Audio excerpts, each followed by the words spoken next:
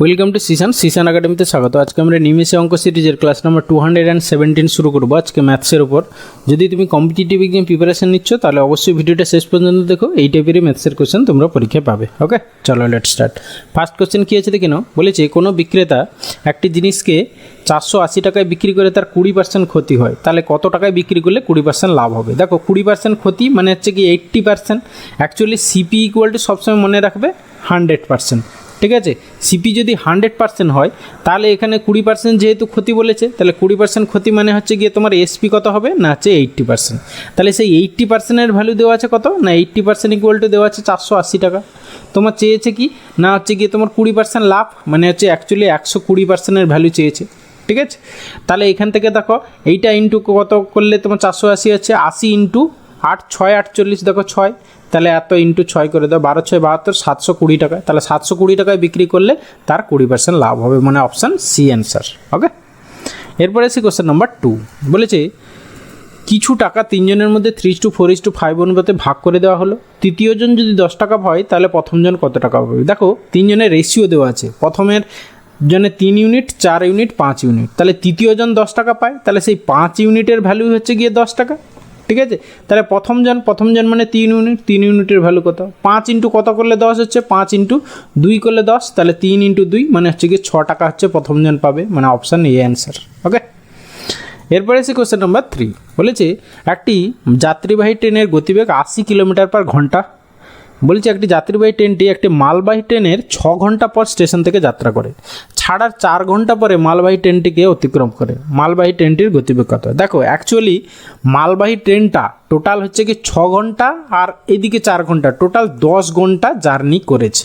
ঠিক আছে, এবার যাত্রীবাহী ট্রেনটা অ্যাকচুয়ালি 4 ঘন্টা পরে মালবাহী ট্রেনটাকে অতিক্রম করেছে, মানে কি যে 4 ঘন্টায় যাত্রীবাহী ট্রেনটা যত দূর গেছে, মানে হচ্ছে 4 ইন্টু 80, মানে হচ্ছে গিয়ে তোমার 400, যাই হোক এত, এই ডিস্টেন্সটা হচ্ছে গিয়ে অ্যাকচুয়ালি মালবাহী ট্রেন 10 ঘন্টায় কভার করেছে। তাহলে তার স্পিড কত হবে? বাই এটা ডিস্টেন্স বাই হচ্ছে গিয়ে টাইম করে দিলাম, যা হবে সেটাই অ্যান্সার। তাহলে 8 4 32, 32 কিলোমিটার/আওয়ার হচ্ছে গিয়ে মালবাহী ট্রেনটির গতিবেগ, মানে অপশান এ অ্যান্সার।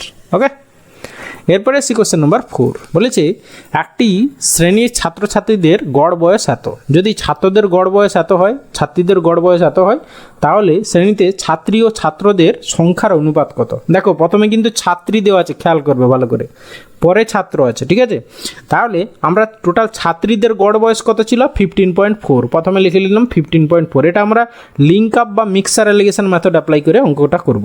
ওকে, প্রথমে ছাত্রীদের গড় বয়স লিখলাম, এদিকে লিখলাম ছাত্রদের গড় বয়স। ঠিক আছে, 16.4। এবার তাদের মিলিত গড় বয়স যেটা, সেটা হচ্ছে মাঝখানে লিখবো নিচে 15.8। এবারে হচ্ছে কোনাকুনি ডিফারেন্স বের করে রেশিও বের করব, তাহলে সেখান থেকে ছাত্রী আর ছাত্রদের গড় বয়স আমরা পেয়ে যাব। ঠিক আছে, তাহলে এই দিকে দেখো ডিফারেন্স বের করলে এইদিকে কত হবে, মানে 0.4, আর এইদিকে হচ্ছে গিয়ে তোমার 2, আর এদিকে তোমার ওইদিকে 4 মানে 6, মানে 0.6। ব্যাস এই দুটো রেশিও বের করো, তাহলে হচ্ছে গিয়ে 3:2। ঠিক আছে, তাহলে 3:2 মানে অপশান সি হবে অ্যান্সার। ওকে, এরপরে আসি কোশ্চেন নাম্বার 5।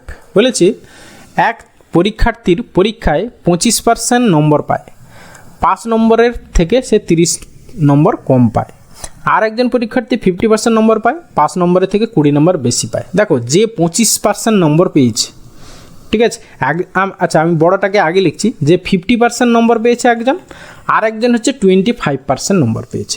যে 50% নম্বর পেয়েছে সে হচ্ছে গিয়ে 20 নম্বর বেশি পেয়েছে, আর যে 25% নম্বর পেয়েছে সে 5 মার্কের থেকে 30 নম্বর কম পেয়েছে। তাহলে এই যে ডিফারেন্সটা 50 - 25 মানে হচ্ছে অ্যাকচুয়ালি 25%। এই 25%-এর ভ্যালু অ্যাকচুয়ালি কী হবে না হচ্ছে এই যে 30 + 20, 30 + 20। ঠিক আছে, তাহলে অ্যাকচুয়ালি 25%-এর ভ্যালু কত পাচ্ছি না হচ্ছে গিয়ে 30 আর 2 50। ওকে, এবার চেয়েছিল 5 নম্বর, তাহলে যে কোনো একজনের নাম্বার বের করে নাও।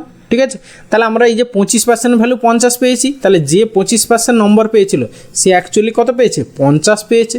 তাহলে সে 30 নম্বর কম পেয়েছে, পাস করতে পারেনি, তাহলে এর সঙ্গে আরও 30 যোগ করে দাও, মানে হচ্ছে 80 নম্বর ছিল পাস মার্ক, তাই না?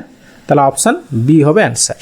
আর একবার ক্লিয়ার করে দিই, দেখো যে 50% নম্বর পেয়েছে, ঠিক আছে, মানে ধরো সাপোজ এইরকম যদি আমরা একটা রেখা ধরি, এইখানে হচ্ছে গিয়ে পাস মার্কসের পার্সেন্টেজের গণ্ডি, ঠিক আছে। একজন পেয়েছে তোমার 25%, এ 25% পেয়েছে, আরেকজন পেয়েছে ধরো এখানে 50%, এ হচ্ছে 50% পেয়েছে। তাহলে সে পাস মার্কের থেকে 20 বেশি পেয়েছে, মানে এই পয়েন্টটা থেকে সে 20 বেশি পেয়েছে, আর এ 20% এই থেকে 30 কম পেয়েছে, ঠিক আছে। তাহলে এই যে ডিফারেন্সটা, এটা হচ্ছে কি তোমার 25%। এই 25% দেখো, এদিকে 30 ঘর আর এদিকে 20, মানে 50 ঘর। তাহলে এই যে 25% মানে হচ্ছে কি 50। এবার 25%-এর ভ্যালু 50 পেয়ে গেছি, তাহলে সে যে 25% পেয়েছিল সে হচ্ছে কি আরও 30 মার্কের তাকে পেতে হতো। তাহলে 50, 30, 80 পেলে সে পাস করতো। তাহলে পাস মার্ক হচ্ছে 80। ওকে, অপশান বি অ্যান্সার। এরপরে এসে কোশ্চেন নাম্বার 6 বলছে বর্গাকার একটি বাগানের প্রত্যেক প্রান্তে সমান দূরত্বে 14টি পোস্ট আছে, তাহলে 4টি বাহুর উপর মোট কতগুলি পোস্ট আছে। জাস্ট কিছুই নেই, চারদিকে দেখো এরকম করে, এদিকে 14টা, এদিকে 14টা, এদিকে 14টা, এদিকে 14টা। তাহলে 14 4, সরি এটা 14টা। তাহলে টোটাল কতগুলো আছে না হচ্ছে গিয়ে 14 × 4, বাস এই যে কোণারগুলো সেগুলো দেখো ডাবল কাউন্টিং হয়ে গেছে, সেই জন্য 4টে বাদ চলে যাবে। 14 4 56 - 4 মানে 52টা হচ্ছে গিয়ে পোস্ট আছে টোটাল, মানে অপশান বি হবে অ্যান্সার। ওকে, এরপরে এসে কোশ্চেন নাম্বার 7। দেখো কী বলেছে, 1300 টাকা লিখিত মূল্যের একটি বস্তুর লিখিত মূল্যের উপর 10% ছাড় দেওয়া হয়, এরপর আবার 8% ছাড় দেওয়া হয়, তবে বস্তুর বিক্রয় মূল্য কত হবে। দেখো জাস্ট কিছুই নেই, প্রথমে দেখো 10% ছাড় দিয়েছিল, তারপরে তার উপর আবার 8% ছাড় দিয়েছে। অ্যাকচুয়ালি কত পার্সেন্ট ছাড় হয়েছে সেইটা আমরা ক্যালকুলেশন করে নিই আগে। তাহলে 10 + 8 - 10 × 8/100, ঠিক আছে। তাহলে হচ্ছে কি টোটাল কত পার্সেন্ট ছাড়, তাহলে এখান থেকে দেখো 18 আর এখানে 0.8, মানে হচ্ছে গিয়ে 17.2% এত পার্সেন্ট ছাড় দিয়েছে, ঠিক আছে। তাহলে বিক্রয় মূল্য কত হবে না হচ্ছে লিখিত মূল্য যা ছিল 1300 ইন্টু কত হবে 100 - 17.2, মানে হচ্ছে গিয়ে তোমার 82.8 এত বাই 100। ব্যাস এটাকে সিম্পলিফাই করা যা হবে অ্যান্সার। এই পয়েন্টটা তুলে দিলাম, আর একটা শূন্য চলে এলো নিচে, তাহলে দুটো শূন্য গেল, এই দুটো শূন্য গেল, ঠিক আছে। তাহলে এবারে গুণ করো। আচ্ছা, আমরা যদি ইউনিট ডিজিট খেয়াল করি, তাহলে বা এমনি নামটা ডাকো না, 13 × 8 = 104, ঠিক আছে। 13 × 8 = 104, আর হচ্ছে 13 × 2 = 26, আর হচ্ছে গিয়ে আর 10 মানে 36 × 6 হাতে 3, তারপরে 13 × 8 = 104, 3 107, তাহলে 107। এবার যেহেতু 10 আছে তাহলে পয়েন্ট এইখানটা হবে, তাহলে 0, এটা হচ্ছে অ্যান্সার, মানে অপশান ডি অ্যান্সার। ওকে, এরপরে আসি কোশ্চেন নাম্বার 8। কি বলেছে, একটি বর্গক্ষেত্রের ক্ষেত্রফল একটি বৃত্তের ক্ষেত্রফলের সমান, বৃত্তের পরিধি যদি এত হয় তাহলে বর্গক্ষেত্রের পরিধি কত। দেখো প্রথমত কি বলেছে, বর্গক্ষেত্রের ক্ষেত্রফল আর বৃত্তের ক্ষেত্রফল সমান। বর্গক্ষেত্রের ক্ষেত্র বাহু যদি এ হয় তাহলে a² = এবার বৃত্তের দেখো পরিধি দেওয়া ছিল 2πx, তাহলে অ্যাকচুয়ালি আমাদের 2πr হচ্ছে পরিধি জানি বৃত্তের, তাহলে সেইটাই = বলেছে 2πx। তাহলে এখান থেকে বুঝতেই পারছি x আর r মানে রেডিয়াসটা হচ্ছে গিয়ে x, তাহলে এখান থেকে আমরা কি পাচ্ছি πx², ঠিক আছে। πr² মানে বর্গক্ষেত্রের ক্ষেত্রফল আর বৃত্তের ক্ষেত্রফল দুটো সমান বলেছে, তাহলে এখান থেকে আমরা কি পাচ্ছি, তাহলে a দেখো √πx, এইটুকু পেয়ে গেলাম বাহুটা। তাহলে বর্গক্ষেত্রের পরিধি চেয়েছে, তাহলে পরিধি মানে কি 4a, তাহলে এখানে জাস্ট বোথ সাইডে 4 গুণ করে দাও, তাহলে 4√πx হবে গিয়ে আমাদের অ্যান্সার, মানে অপশান ডি হবে অ্যান্সার। বর্গক্ষেত্রের পরিধি, বর্গক্ষেত্রে তো পরিধি হয় না, পরিসীমা হয়, ঠিক আছে, এখানে স্পেলিং মিস্টেক আছে। এরপরে এসে কোশ্চেন নাম্বার 9। বলেছে একটি রম্বসের কর্ণের দৈর্ঘ্য 24 সেন্টিমিটার, একটি বাহুর দৈর্ঘ্য 10 সেন্টিমিটার, তাহলে রম্বসের ক্ষেত্রফল কত। রম্বস এইরকম একটা জিনিস যা 4টে বাহু সমান, কিন্তু দুটো কর্ণ পরস্পর হচ্ছে গিয়ে লম্ব আকারে থাকে, ঠিক আছে। আচ্ছা, একটা কর্ণ বলেছে 24, তাহলে তাকে অর্ধেক করলে একটা তাহলে কত হবে 12 হবে, ঠিক আছে। তাহলে একটা 12 নিয়ে নিলাম, তাহলে এদিকে 12 ওদিকে 12, মানে এইটুকু আমরা 12 নিয়ে নিলাম। তারপরে আর একটা বাহু বলেছে 20, তাহলে এইটা 20, তাহলে আমরা আর একটা কর্ণের দৈর্ঘ্য পেয়ে যাব, ঠিক আছে। তাহলে অ্যাকচুয়ালি আর একটা কর্ণের দৈর্ঘ্য কত হবে 20² - 12², তার স্কোয়ার রুট, ঠিক আছে।